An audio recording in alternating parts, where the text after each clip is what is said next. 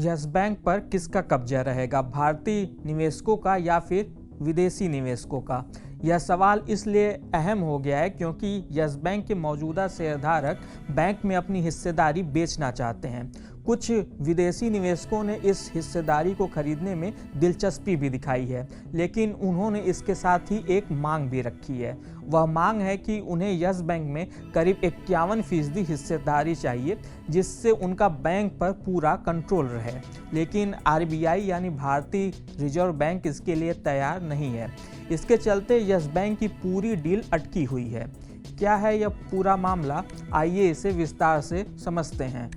नमस्कार, मैं हूं विक्रांत और आप देख रहे हैं मनी कंट्रोल हिंदी।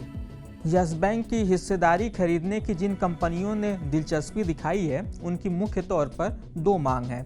इसमें पहला तो यही है कि वे यस बैंक की कम से कम 51% हिस्सेदारी को खरीदना चाहते हैं, जिससे उनका बैंक पर पूरा कंट्रोल रहे, और साथ ही वह इस हिस्सेदारी को आगे भी बरकरार रखना चाहते हैं। यानी कि वे नहीं चाहते कि यस बैंक में किसी भी समय उनकी हिस्सेदारी 51% से कम हो, लेकिन मौजूदा बैंकिंग नियम इसकी इजाज़त नहीं देते हैं। इसीलिए आरबीआई ने शुरुआती बातचीत के बाद इन निवेशकों को अपनी मांग पर दोबारा विचार करने के लिए कहा है। बैंकिंग लाइसेंस के मौजूदा नियमों के मुताबिक कारोबार शुरू होने के 15 साल के अंदर बैंक के प्रमोटरों को अपनी हिस्सेदारी घटाकर 26% पर लानी होती है। यानी कि वे एक समय के बाद बैंक में 26% से अधिक हिस्सेदारी नहीं रख सकते हैं। आरबीआई ने किसी भी बैंक के प्रमोटर को इस नियम से अब तक छूट नहीं दी है। ऐसे में यस बैंक के नए निवेशकों को भी इससे छूट मिलने की उम्मीद नहीं है।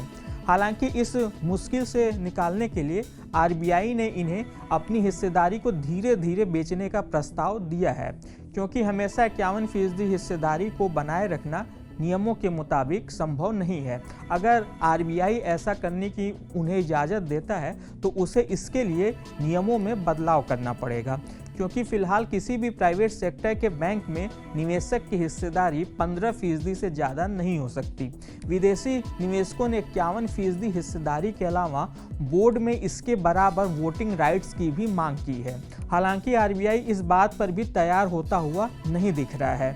मीडिया रिपोर्ट्स के मुताबिक फर्स्ट अबू धाबी बैंक और जापान के मिजुहो ग्रुप ने यस बैंक में कंट्रोलिंग स्टेक यानी 51% हिस्सेदारी खरीदने में दिलचस्पी दिखाई है। ये दोनों यस बैंक में भारतीय स्टेट बैंक की 24% हिस्सेदारी से ज़्यादा स्टेक लेना चाहते हैं। हालांकि मौजूदा नियम इसकी इजाज़त नहीं देते हैं। अब देखना होगा कि क्या आरबीआई इन्हें कोई स्पेशल छूट देता है या नहीं। इसके अलावा एक और पेच एफडीआई के नियम का भी है। एफडीआई के नियम किसी भी भारतीय बैंक में विदेशी निवेशकों की मालिकाना हक की इजाज़त नहीं देते हैं। मौजूदा नियमों के मुताबिक प्राइवेट बैंकों में विदेशी निवेशकों की कुल हिस्सेदारी 74% से ज़्यादा नहीं हो सकती है। लेकिन ये हिस्सेदारी किसी एक निवेशक की नहीं बल्कि सभी निवेशकों की मिलाकर है। एक विदेशी निवेशक की हिस्सेदारी किसी भी सूरत में प्राइवेट बैंक में 15% से ज़्यादा नहीं हो सकती है। यस बैंक में फिलहाल स्टेट बैंक की करीब 24% हिस्सेदारी है, जिसे वो बेचना चाहती है।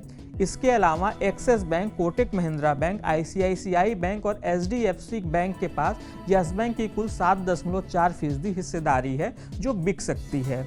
इन सभी के अलावा कार्लाइल ग्रुप और एडवेंट के पास यस बैंक की कुल 14% हिस्सेदारी है।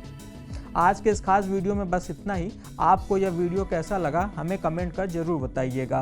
बिजनेस और स्टॉक मार्केट से जुड़ी ऐसी ही खबरों के लिए आप हमारी मनी कंट्रोल हिंदी की वेबसाइट को विजिट कर सकते हैं। इसके अलावा आप हमें यूट्यूब, फेसबुक, इंस्टाग्राम और एक्स यानी कि ट्विटर पर भी फॉलो कर सकते हैं। Thank you.